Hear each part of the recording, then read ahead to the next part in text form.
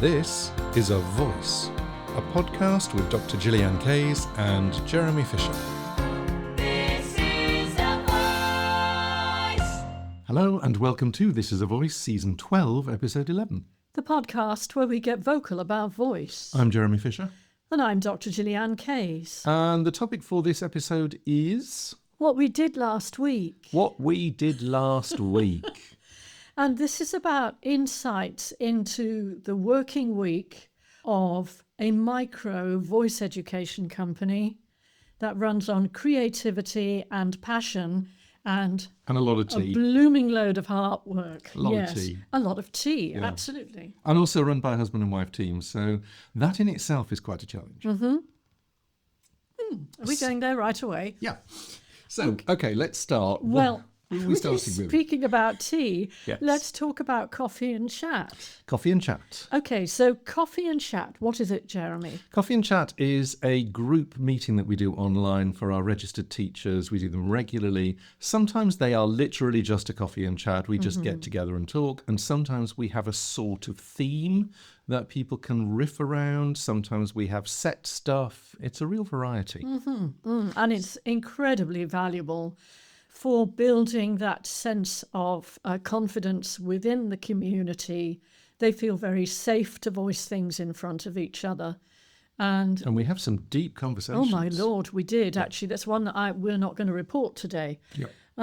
But there was a theme that came up. It was already sort of listed on the conversation platform that we run for them. And by the way, we do ask them, what would you like to talk about? Do you have a theme? Do you have an idea? Is there anything you feel a burning need to discuss? And it was about pricing and how do we manage pricing? Yeah. And Jeremy, I want you really to report on this because we had 2 breakout sessions and you ran that breakout session. Yep. And there were a couple of, in fact, I can see there were several themes that came out of it. Yes. Okay. So the first one was Know Your Worth. And that's a really interesting one because so often as freelance singing teachers, freelance vocal coaches, freelance choir leaders, you are in a group of one. You know, you have no organization around you, you have no community around you, you have no colleagues around you who are doing very similar things. And it's one of the reasons that we set up Coffee and Chat in the first place. And so we were talking about price confidence and undercharging, communicating value to your clients or your singers or your members, and transitioning to higher prices without losing clients. That was quite an interesting one. That's such a big topic, yeah. And then perceived value versus actual value in teaching. And as I had to remind everybody, you know, everybody in this group is a registered trainer with us. They have worked with us for at least 2 years intensively. It's like, you know a lot of stuff, people. So it's no good you pricing yourself the same as the singing teacher around the corner who gets a group together every so often. You know, you have more skills than this, so you therefore need to be recompensed a bit more. And there's a very interesting whole section of the conversation where we were talking about pricing and we were talking about how do you find out your pricing level? And everybody said, well, I just look around for who else is working in my area, my geographical area. Yeah. And I price the same as them. And I went, well, first of all, even within your geographical area, there are people who are going to be charging less than you, and there are people who are going to be charging more than you. So get the less and the more to start with, so you've got a range. And then the sort of tendency is to go, well, I've got to put myself right in the middle of it. Or I've got to put myself towards the bottom end of it so that people can't. To make sure I get them. I hear this over and over again. And we can't really price ourselves according to what other people charge. We need to price ourselves according to our worth.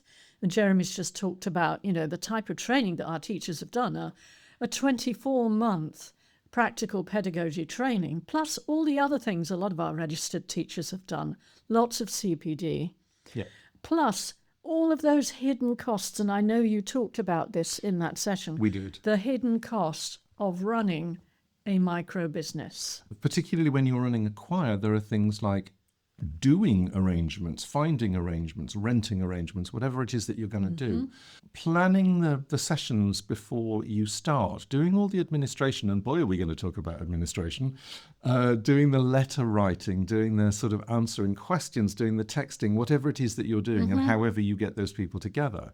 And then there's the whole business of marketing yourself as a choir leader and marketing your choir or choirs, because most of our choir leaders have more than one choir. Okay, so there's two aspects to that, isn't there? Yep. How people actually find you was another really fascinating conversation. Off the top of my head, there's word of mouth, there's obviously posters, there's email, there's online ads, there's Facebook groups, there's all sorts of areas that you can go into. And really the question is not where you do it, but what you say and how you describe yourself and how you describe the choir.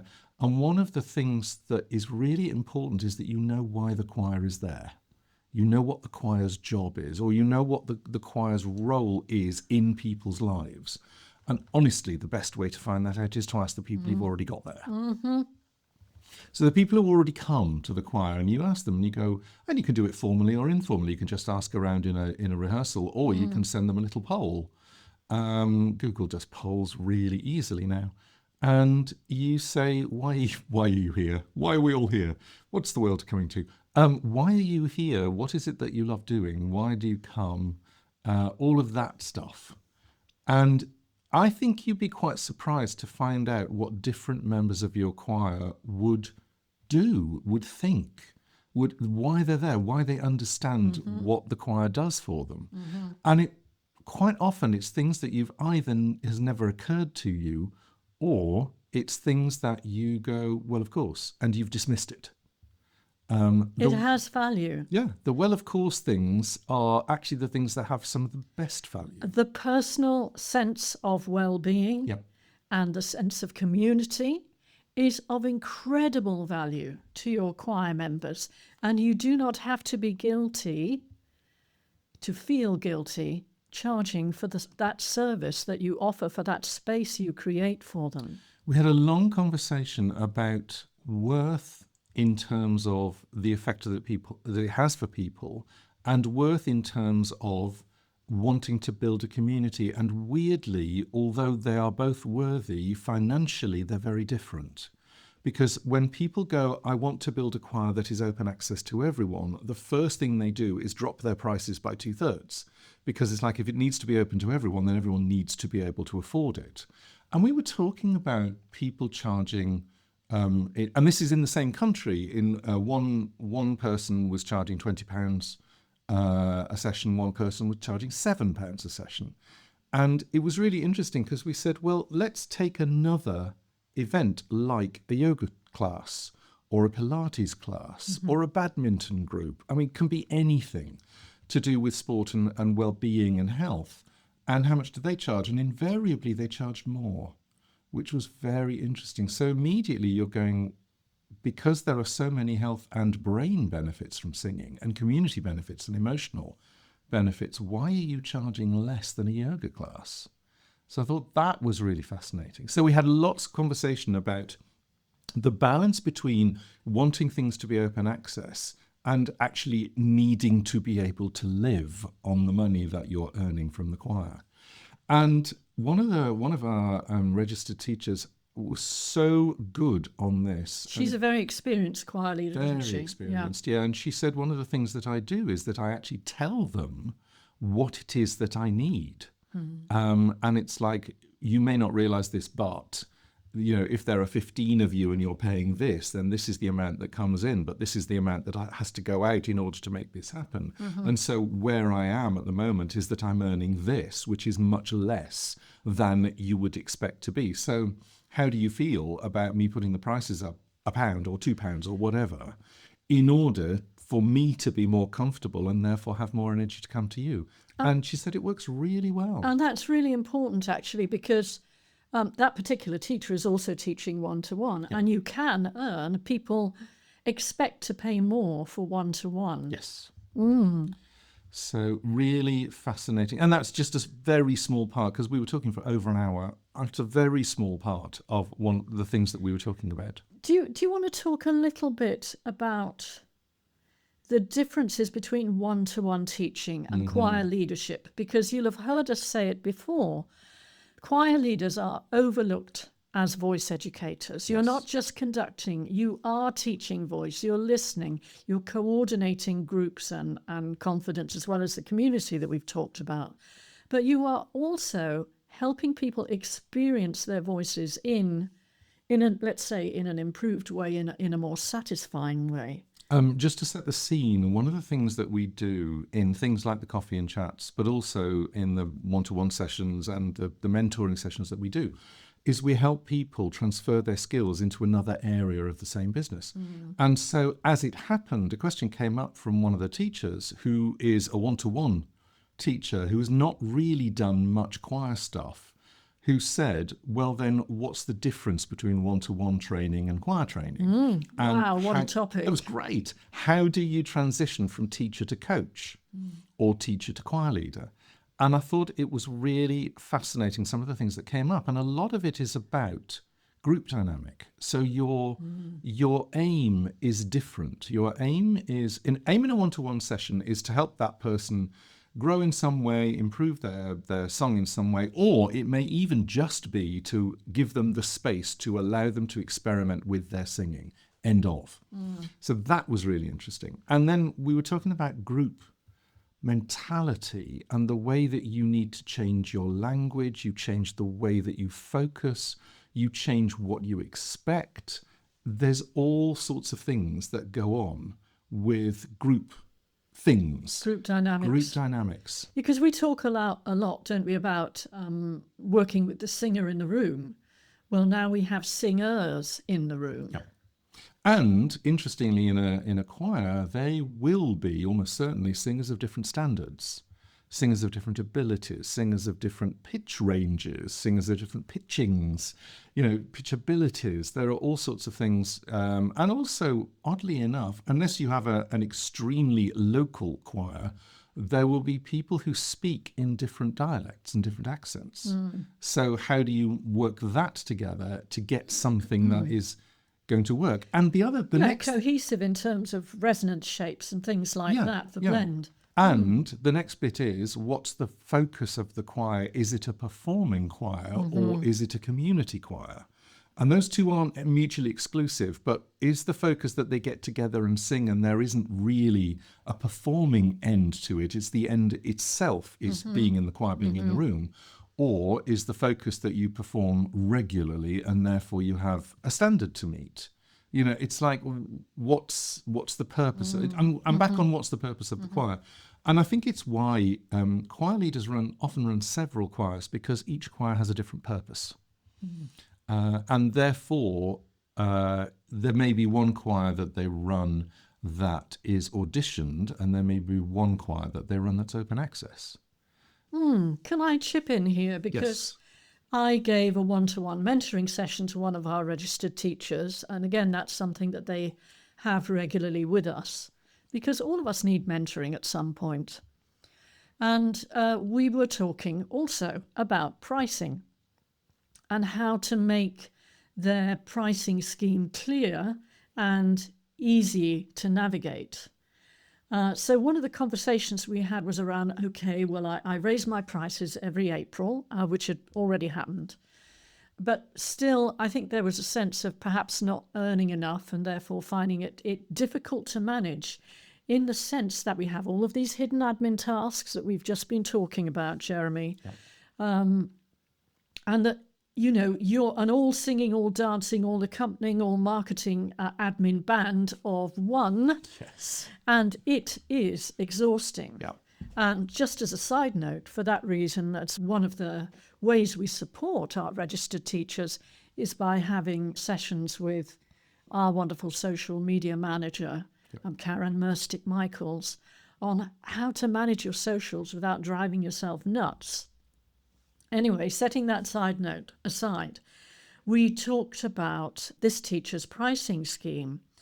And what we had was a mix of different lengths of session, and discounts for multiple sessions. Yep. And I felt, and I don't know what you think about this, I don't think I reported this to you, I felt that having both was confusing because there were too many choices. And so what can happen is that people will look at all of that and they just land on the cheapest. So, and also you need to think about whether you give a half-hour lesson or a 45-minute lesson or a 60-minute lesson. Is the admin not the same? True. So what we talked about was something that actually had already come up in the coffee and chat, because, you know, we're talking about where's your geographical region, and this teacher, like many of our teachers, wants to be inclusive, to include people whose parents maybe can't afford a lot of money for lessons, and then offering a tiered rate, you know, a tiered rate for children, a tiered rate for people who are on low incomes, and then people who are more comfortable, and then a different rate for professionals. And I think this is very, very reasonable.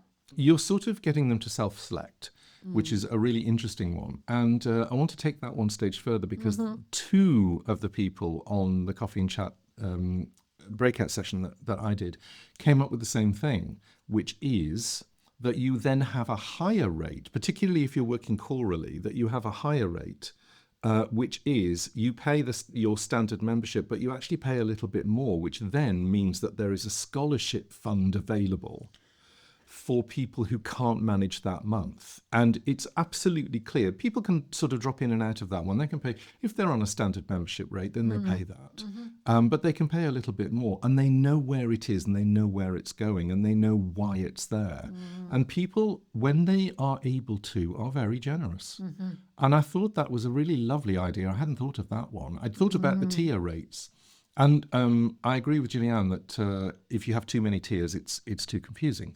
But I Not think too many tiers, people. Yes. Yeah, we don't want tiers. Tiered rates are very useful if they're really clear and people understand exactly where they're going to fit. They're great. If you have too many of them and they're too confusing, don't do that. There is one exception to this that also came up that I quite liked, which is if somebody said, I'd really like let's go back to the one-to-one lessons. If somebody said, I'd really like a one-to-one lesson, but I can't afford that. I can't afford an hour. I would, and you only give hour sessions. Then the answer is not to drop the rate, but to drop the length of time. And so they get a shorter lesson, but they pay less. And I thought that's a very straightforward way of doing it. So that was great. So if you are a singing teacher or a choir leader and you're listening to this, take a moment to think about your pricing scheme in relation to the number of follow-up emails you do per person or per group, the recordings that you make, the time you spend processing them and uploading them or sending them to your clients, preparation for lessons, general admin, permissions that you might need. And in our case, we have things like cohort documents for our accreditation training. They have to be revised every year. You know, there's all kinds of things. Also, the social media and all the rest of it, and the marketing that we had to do. And by the way, social media and marketing are not the same things. There's a whole load of work that sits around what we see as the teaching and choir leading. And when you are a solopreneur, or you're like us, you know, you're a micro dual company, and we have one or two freelancers that we hire, yes. But there's masses of different tasks you have to do. And I will say that task switching, I think, is one of the most challenging things that we have to do when we run a micro business. Do you agree? Absolutely. Okay. I hate it. One more thing, which I think is really useful for people to think about if they are running choirs. When you run a choir, there are things that people are attracted to. And I'm going to say this bit at the beginning, and then I'm going to say at the end why I'm saying it. There are several things that people are attracted to. The first one is the repertoire. What are you singing? You know, there is a different type of person who will be attracted to singing Handel, Bach and Mozart than there will sing in contemporary commercial. The second thing is what ethos, what's the feel of what you're doing? What's the feel of your organization? Is it open access? Is it very specific? Is it high level? Is it, where do you fit in that? And the third thing is you, the person who runs it. Because you, whether you like it or not, have an ethos. And you have a personality, and you have a way of working, and you have an emotional storyline that is yours. And usually that one is unconscious. But it's one of the things that people also choose when they come and they sing in your choir, and also stay in your choir. So it's how do you deal with people? What's the feel of what's going on? This is where the leadership aspect is so important. And we spoke about that, didn't Yep. we, with Melissa Forbes and the wonderful book that she's published now, Yes. which will pop in the show notes again for people to read. Yeah. It's also, you can take the same group of people at the same level and put them in a different choir with a different choir leader.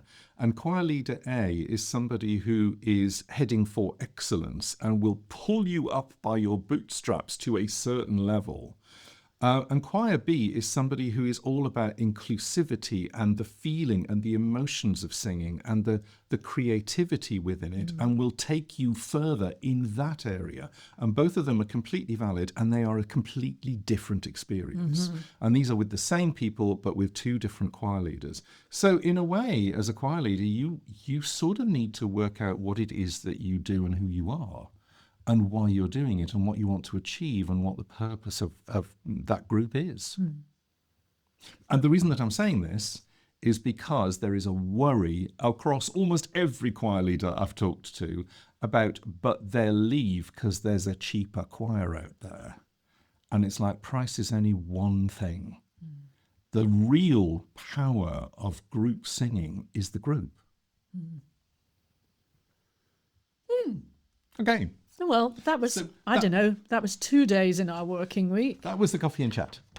Oh, Can we go to online singing teacher consultations? oh yeah. Do you want to talk about, and again, this is a mentoring session for one of our teachers. Yeah. So, yeah, and how you manage that, because you have a particular way of helping teachers who want to run past us. Yes. Their own teaching problems. Yes. Or their own teaching challenges. One of my absolute favourite things to do. Honestly, this is open to any teacher who wants to come and say, look, I'm having a problem with this student. I know something's going on. I'm not quite sure where to go. Can you listen and give some advice and sort of tell me where to go, which direction to head in, or a technique that would work? So love doing those sessions. And one of our teachers brought, and she does this regularly, 5 different students. And we had 45 minutes to cover 5 different students. Oh, she does her homework. Love this. So we're doing speed runs on 5 different videos because she brings video footage with their permission. And really fascinating. And I mean, that particular session that we did this week, there was a sort of theme going on. And it was mostly about, there were 4 women, 1 man, mostly about belting and power singing and how and also stamina in some of these big musical theatre things. This is musical theatre training at the moment, but she also does contemporary commercial. And this is lightning diagnosis, basically. So you listen to the video, you watch what's going on. And I'm going to say this. I listen to a video, I watch what's going on, and within about 3 seconds, there's something that I would have picked out to go, that's an interesting one. And then I'll watch for another minute or so to go, was that a good decision? Is there something else that's suddenly come up which is going to overtake what my original thought was? Or does my original thought underlie everything that this person is doing? And I'm guessing you ask for a bit of background as well. I do. Yeah. I do. And also what the teacher specifically thinks the problem is and what the student thinks the problem is. They're not live. This is not a live session. We do those as well. But this is a pre-recorded one. And it's very interesting to see how many times I go, yeah, I was right the first time, and how many times I go, oh no, something else has just come up that I've spotted. So, and then we talk about it, give them a technique, to play with and then move on to the next one. And there was a big thing, which is a lot of students nowadays want to sound bigger, darker, louder, and higher than they actually are. So that everyone's desperate to sound heavy and dark, and then they want to belt to top Z. And I'm going, okay, well, there's a balance here, and you ain't got it. So let's find the balance. And the first thing that we go to is, what does your voice sound like in neutral? Whatever that means to you, whatever neutral means to you. What shapes do you normally sing, and how do you speak? How do you sing normally? Just sing me something moderately loud in the middle of your range, and let's find out what it is that your voice does. Okay, do exactly the same thing now, sing quieter. Do exactly the same thing now, sing louder. So that we're on a middle of the road. So you're talking about a sustainable, comfortable place. Yes. And Nice reference point. Any musical theatre singer will go, but I need to make this sound and this sound and this sound and this sound and this sound. And it's like, yeah, whatever. But I need to find what your voice does by itself without some of the things that you've already put on it. And it's a big issue with this heavy dark thing, because everybody wants to place extra weight on their sound so that they sound much, much bigger and louder. Do you think that people are equating dark with heavy? Yes. And they don't need to, at least not at vocal fold level and with in terms of subglottal pressure. Yes. So I'm going to come in a moment to what happens when people do that. So we're looking at volume, we're looking at breath and phonation balance, and I want to unpack that one. We're looking at flow in general, we're looking at vowel shapes, oral cavity shapes, vocal fold closure pressure, the press in and push down thing, holding, gripping to stay in M1, the bad use of classical chest technique to push through everything, misunderstanding of gear changes. Yes, that was real. I come across that all the time. Misunderstanding of gear changes and how to disguise or override them, trying to sing with someone else's voice because you're afraid that your voice is not good enough. That's a big one. One of the biggest. So, this whole thing about, and we're dealing with M1, we're dealing with chest voice, we're dealing with belting, we're dealing with that sort of thing. We're dealing with conversational speech type thing. And part of the issue is that people don't understand what their voice is as an instrument. So your voice can do all sorts of things and it can make all sorts of sounds. I'm going to say that it can't make all of those sounds across every note in their range, because that's just not a thing. Whatever your belief is, that isn't a thing. So there are areas where this sound works really well, and there are areas where that sound works really well. And the question is, are you using the same technique to do both? Because if you are, there's a slight problem. So what we're looking at is, I'm listening underneath each singer to go, what would your voice do if you weren't doing that? And that's why I go to, what do you sound like when you're in the middle of your range at a moderate volume singing an easy vowel? And what I want is clear, clean. Then if you want to go darker, there are lots of ways of doing that, but I want to find out what your instrument is to start with. And this doesn't take long at all. I mean, that's a lot of the work that a singing teacher does. But obviously in this kind of a session, you're troubleshooting that really, really quickly. I have to do that really fast in order to work out what the problem might be. So I want to just talk about a couple of things. The first one was somebody singing, they'd been cast in a role, and in their minds, that role is always sung by a heavy, dark mezzo. She was not a heavy, dark mezzo. She was a bright, brilliant, middle-high voice, and she was singing this complete role. And so she was trying to make her voice as dark and heavy as possible, and then just there is one massive song in the role, and she could only get through it once. And then that was it. She had nothing left. And it's like, well, you won't be able to rehearse it because you're going to need to be able to sing it more than once. So the problem was that she was doing heavy, dark down. And the specific thing that she was doing was vocal fold pressure contact. And this is where when your vocal folds come together, they're sort of, they work. and airflow makes them vibrate, and it's all fine. What she was doing was trying to press her vocal folds together to get a more attack on the sound. And then she was pressing the back of her tongue downwards to make the whole resonating space bigger, to make the sound darker and fuller. It's interesting because, obviously I didn't listen to these clips on this occasion. Yep.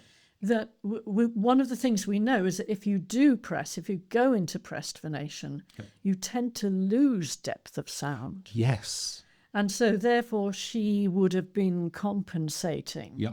by pushing the back of the tongue down, which of course would have made everything worse because suddenly we had supraglottal pressure. Yeah. Yeah. Ooh. So you have pressure inwards and pressure downwards from the actual tongue on pressing on the hyoid bone, but then you also had extra supraglottal back pressure going back and down. And the thing is that will work in about 10 notes of your range until you start going up, and then it won't. And then what you're doing is trying to weight lift your way up through the song.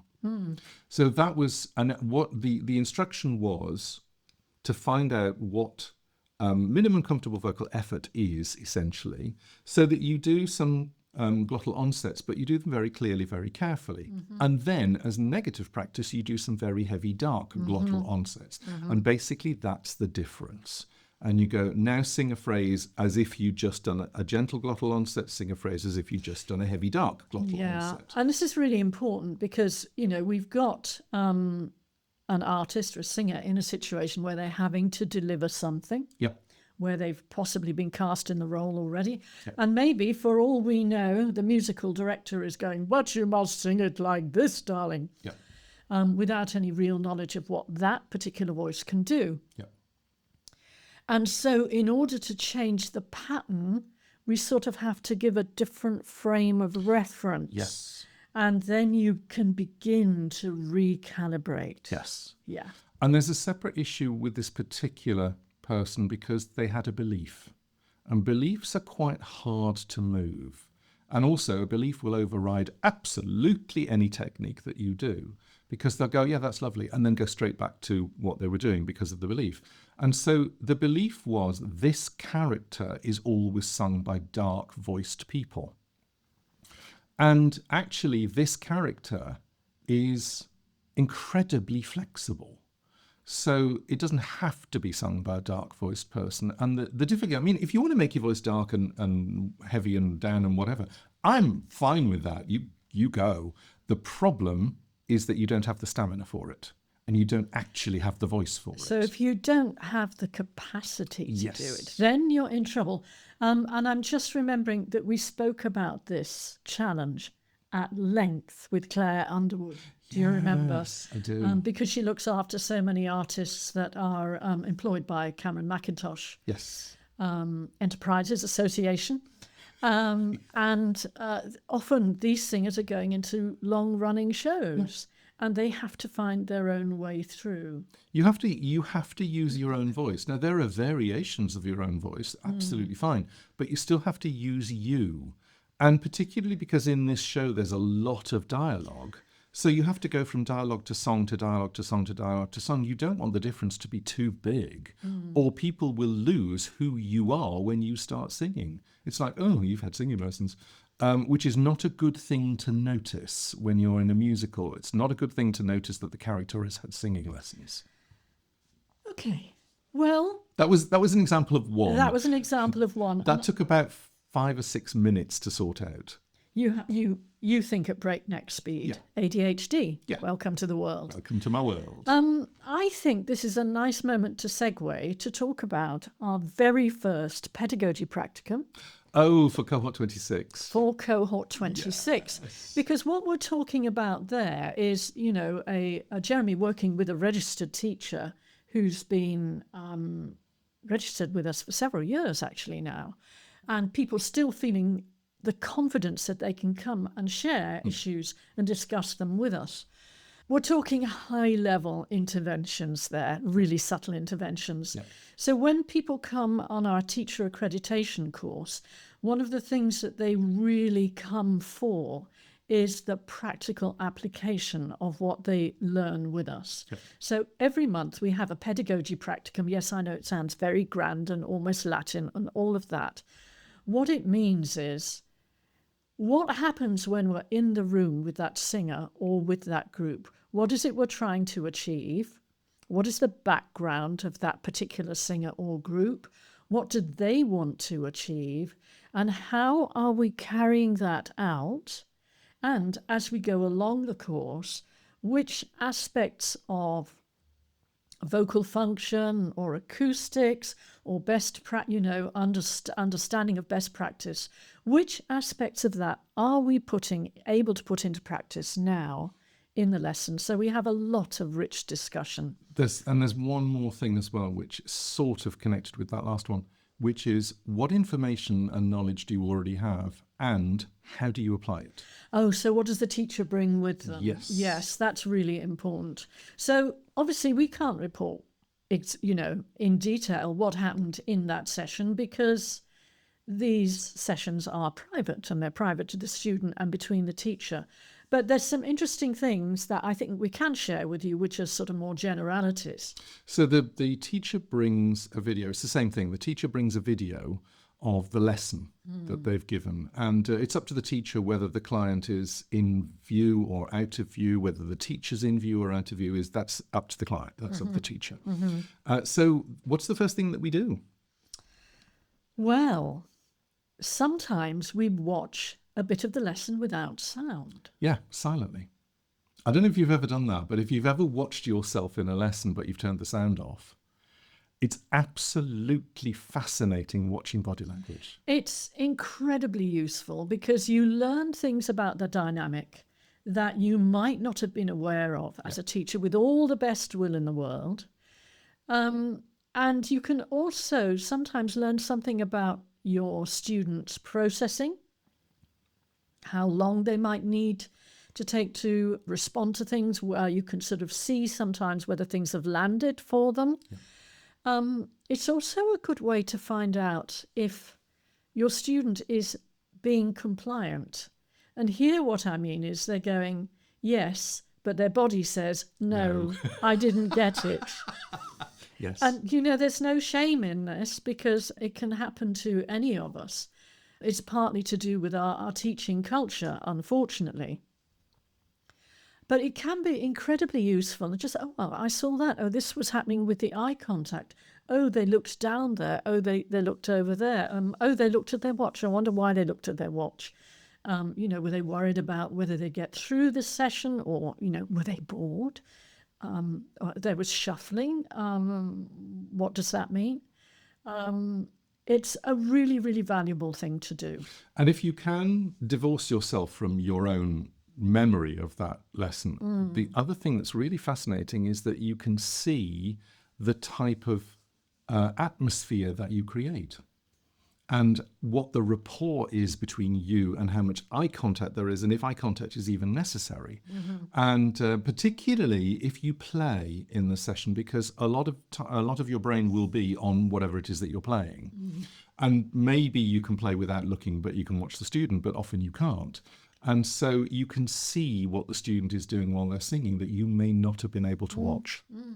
And noticing if you're someone who wants eye contact for confirmation because you're a visual and your student doesn't. Yes. And just clocking that so that you don't force it. So, what we do, especially in the first session, we do, we have a guided discussion. Yeah. But what we do is we build a mind map of the teachers who are watching it. We build a mind map of their brain dump. Everyone's brain dump. So it all goes into one mind map. Yeah, absolutely. We encourage teachers to recognise their brain dump, but not to share it verbally with their students. So, Yes. Jeremy did a massive brain dump That was a brain dump. didn't he? When he was talking about listening in particular to that singer. Yeah. He's filtering all of this stuff. It's going through. I do the same thing. So you could be looking at performance decisions, you could be looking at musical aspects, you could be looking at what's going in the body balance or the body alignment, you could be thinking about breathing, you could be thinking about whether the vocal folds seem to be coming together efficiently or not. You're thinking about resonance shapes. Oh, there are so many aspects that you can be going through. So we just write down everything into the mind map. And then we say, okay, just thinking about these 4 or 5 elements of vocal function and performance and your job as a teacher, where does each one of these fit? And do some of these aspects fit in 2 categories? Yep. That would not be surprising. And it was such a rich session with this group, because actually we only watched one lesson, which we've never done before. And they were all saying, can we have the mind map? We need the mind map. I think what was so fascinating, and I think that they were quite surprised by this, is that different teachers picked out different things that they would target. Yeah. And we actually talked about why they would target that and not this, or somebody else's choice, and which one they felt would undo the most. Because this is my thing.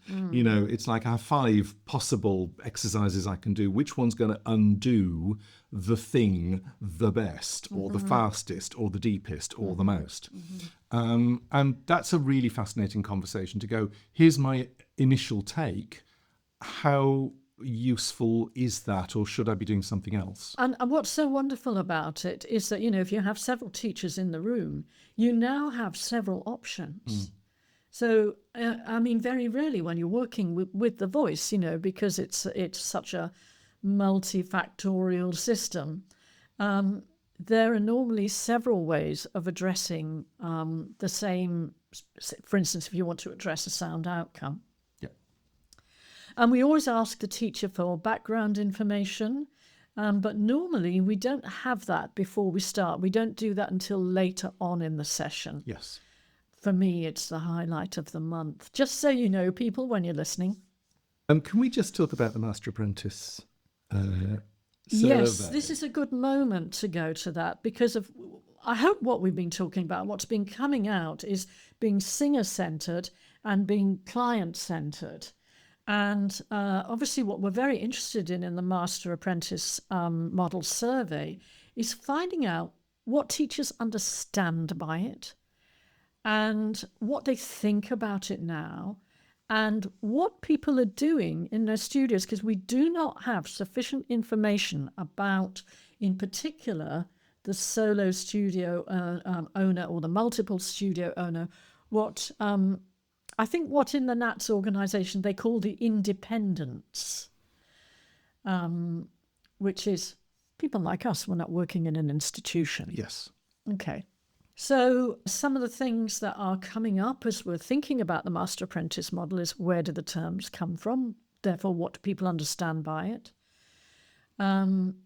What's the relationship between the teacher and the student?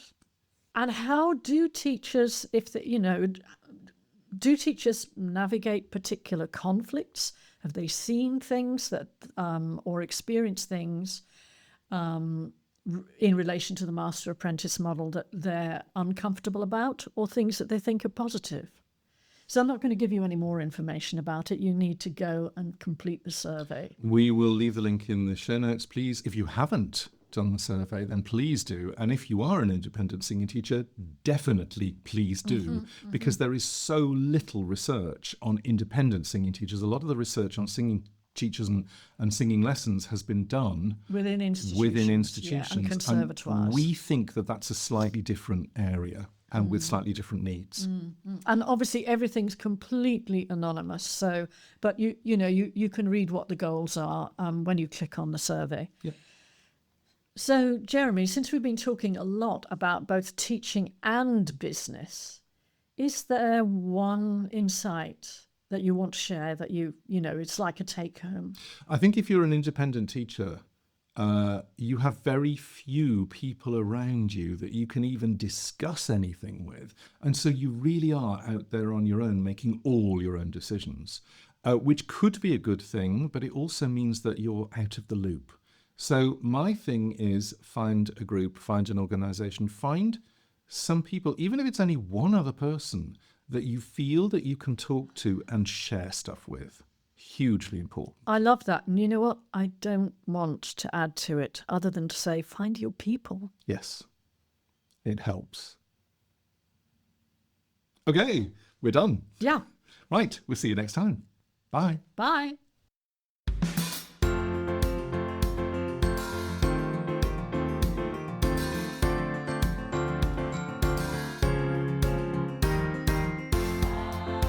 This is A Voice, a podcast with Dr. Gillian Kayes and Jeremy Fisher.